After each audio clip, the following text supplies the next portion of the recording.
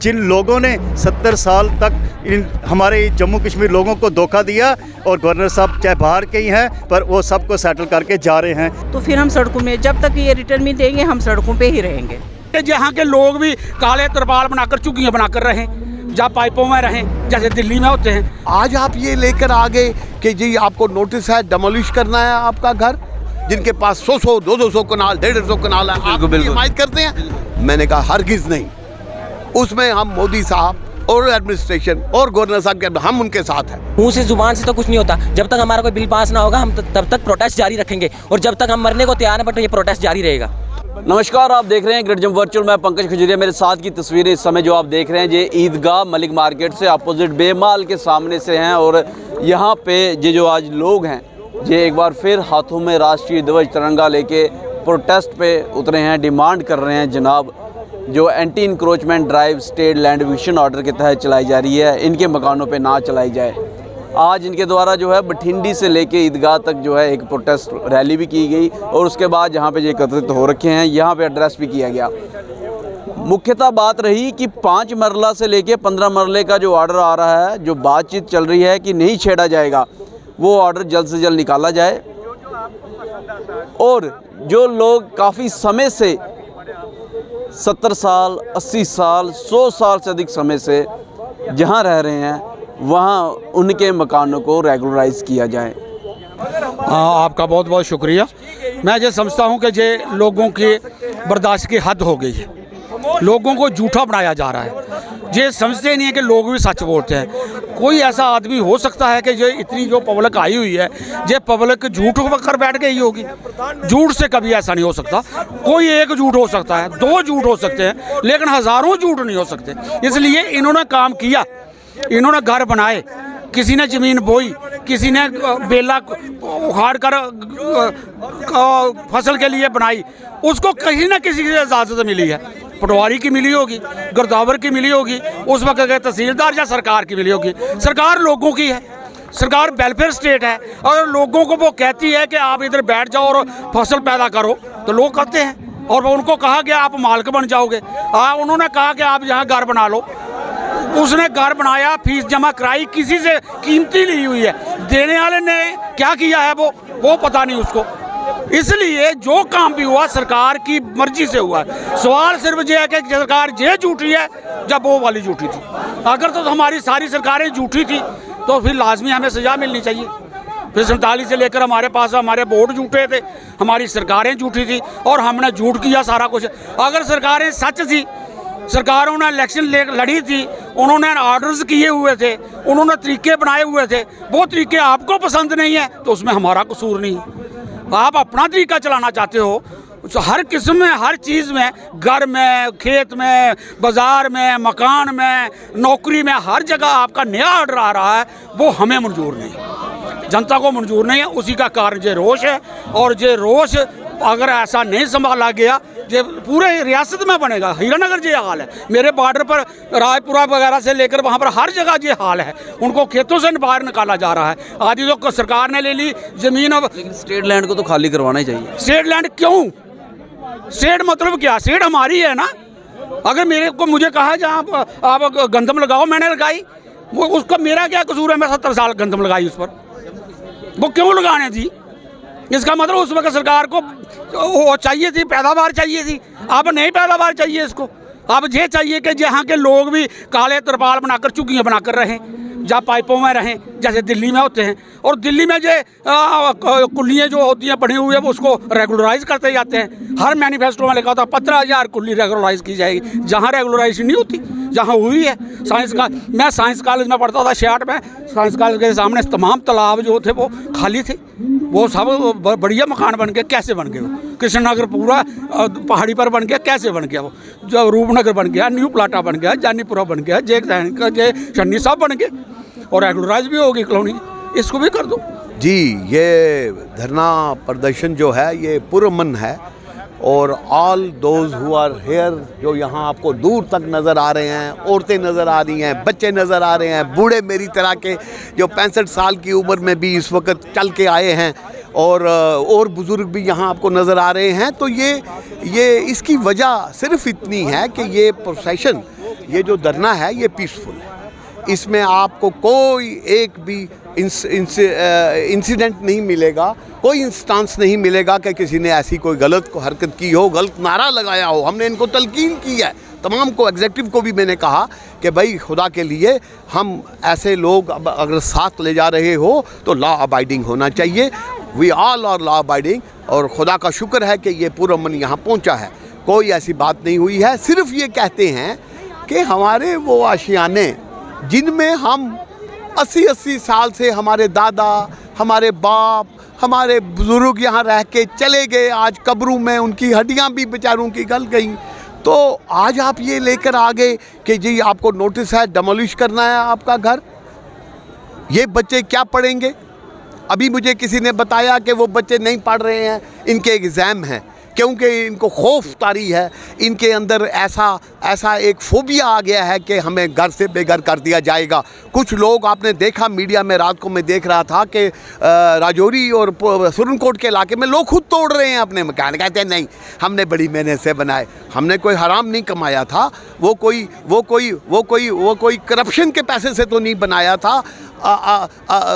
इन लोगों ने मजदूरियाँ की, इन लोग, कोई ड्राइवर है, कोई बेचारा डेली रेटेड एम्प्लॉई है, कोई यहाँ लेबरर है, कोई किसान है, कोई मज़दूर है।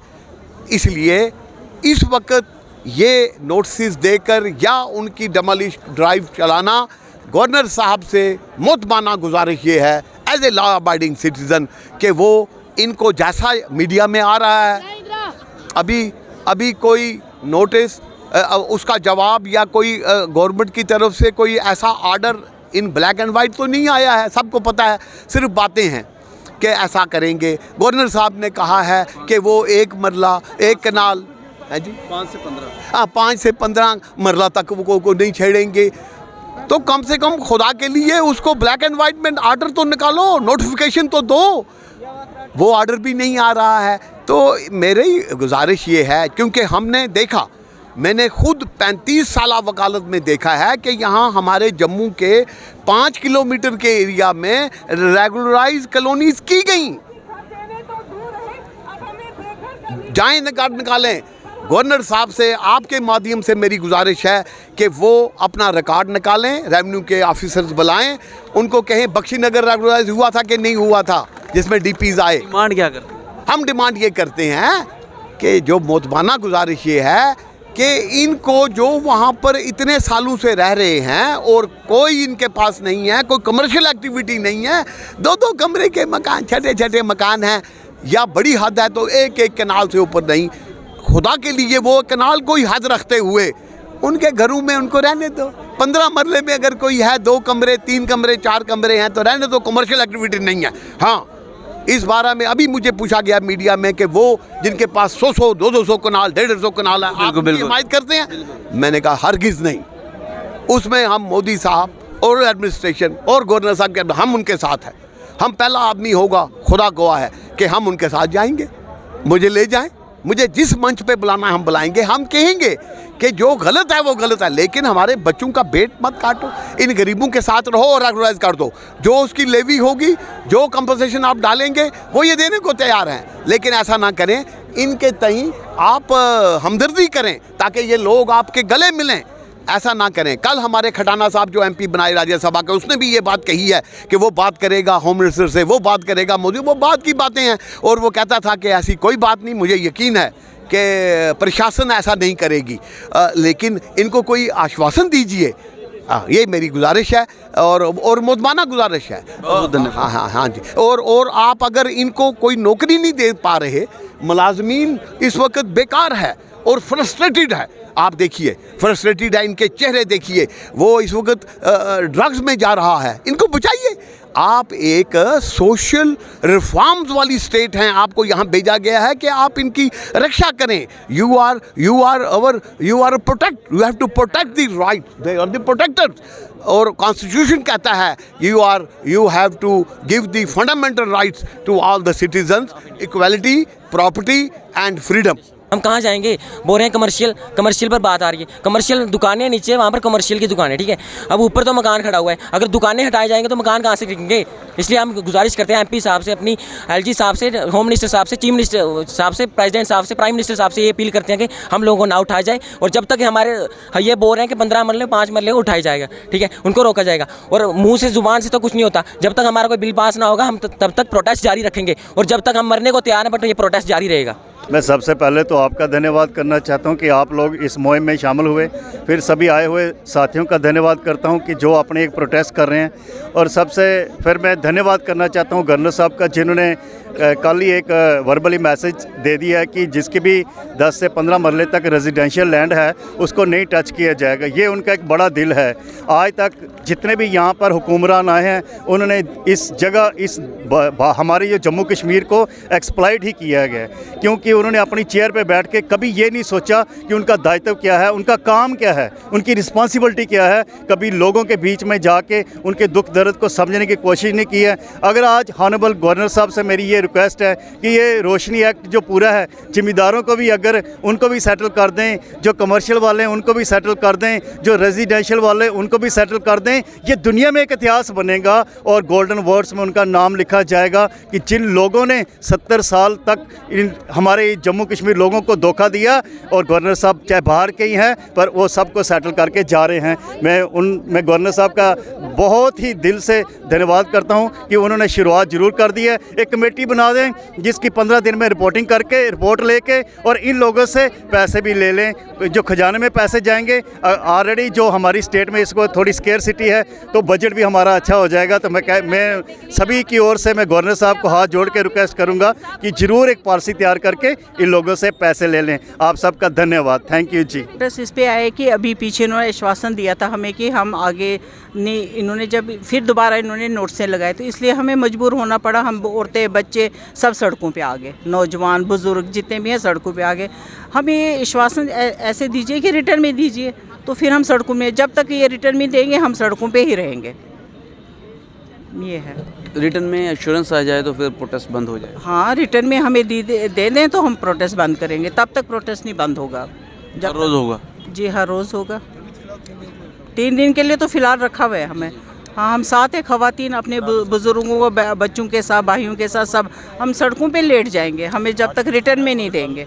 हम ये इल्तिजा करते हैं एलजी साहब से, हमें रिटर्न में दे दीजिए, हम ये प्रोटेस्ट बंद कर देंगे। कोई मैसेज देना चाहेंगे? मैसेज उनको यही है, रिक्वेस्ट है कि देखिए हमारे गरीब बच्चे, यूथ है, नौजवान है, सब बेरोज़गार है, जिन्होंने अपनी दुकानें यहाँ बनाए, दुकानों का बोल रहे हैं जी तोड़ फोड़ करेंगे, तो ये यूथ कहाँ जाएगी? या तो इन्होंने तो कोई नौकरी तो दी नहीं, इन्होंने तो बच्चों ने तो नौकरी दुकानों पे बैठना ना। ये मेरी इल्तिजा है, आप इस पे हमें इंश्योरेंस दीजिए, रिटर्न में दीजिए, हम प्रोटेस्ट बंद करें। फ़िलहाल तो 3 दिन के लिए कंटिन्यू है ये। बहरहाल आपके क्या विचार हैं इस प्रोटेस्ट को लेके और स्टेट लैंड इविक्शन ऑर्डर को लेके, एंटी इंक्रोचमेंट ड्राइव को लेके? हालांकि इनके द्वारा यही कहा जा रहा है कि इनको ऑर्डर निकाल के इंश्योर किया जाए कि इनके जो मकान हैं, रेजिडेंशियल्स हैं, उसके ऊपर किसी प्रकार की कोई भी कार्रवाई नहीं होगी। हालांकि आज के इस प्रोटेस्ट में बच्चे, बूढ़े, बुज़ुर्ग, महिलाएं सब कोई आए थे और यही गुहार लगा रहे थे कि इनके जो रेजिडेंशियल्स एरिया हैं उनके साथ किसी प्रकार की कोई तोड़फोड़ नहीं की जाए। आपके क्या विचार हैं? कमेंट सेक्शन में ज़रूर कमेंट कीजिएगा। वीडियो को अधिक से लाइक व शेयर करना ना भूलिएगा। अगली अपडेट के लिए जुड़े रहें गढ़ जम वर्चुअल के साथ। मैं पंकज खजूरिया। जय हिंद।